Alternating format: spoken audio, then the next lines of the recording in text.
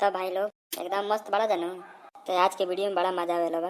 एकदम शुरू से लास्ट तक देखा जाए वीडियो। तो हाँ एगो वीडियो क्लिप देखा जाए।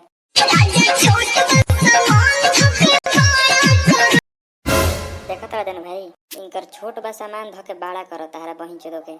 अब हम तार गाड़ बड़ा कर देतनी। तोहार बहिन चोदो अश्लील के तुम आई भइल बड़ू। तार छोट छोट बानू। आवा हमन भी यारा में तो अब तोहार कैसे बड़े बड़े होता तब पता चल जाई। बहुत अड़ी राजा छोट बा सामान धके बड़ा करो तारा बहिन चोदो बड़ा तार करो तनु।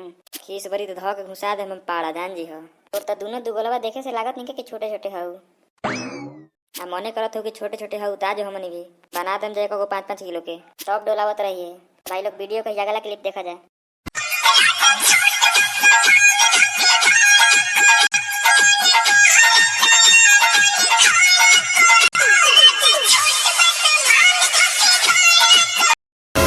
दादा रे दादा देखो इनकर मनो करे लगल तारा बहिन चोदो के। अब मन करो तो अपन खड़ा करो। आज हमनी भी मनी के हमेशा खड़े रहेला जान जी है।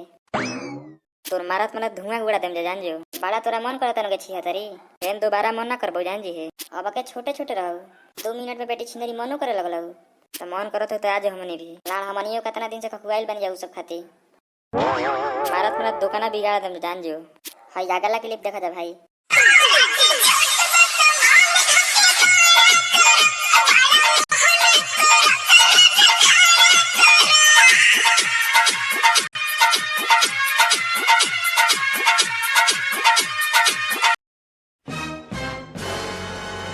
बड़ा मन करता है रानी हमरो के तू अपन खोलो हम अपन खड़ा कर लेथनी तब रात भर खेला होई। तोरा बाद हम हुआ जाइम मुँह कितना दिन से कैले नहीं खी हमारो मन भर जाई। माने जवन मन करता तहार बहिन चोदो लोग जवन मन तवन गावा जा दिन रात खूब मारवा जा। मन करता तो चिकवा सनुआ के तनी से देता जा हमनियो के चीख के खुश रही जा।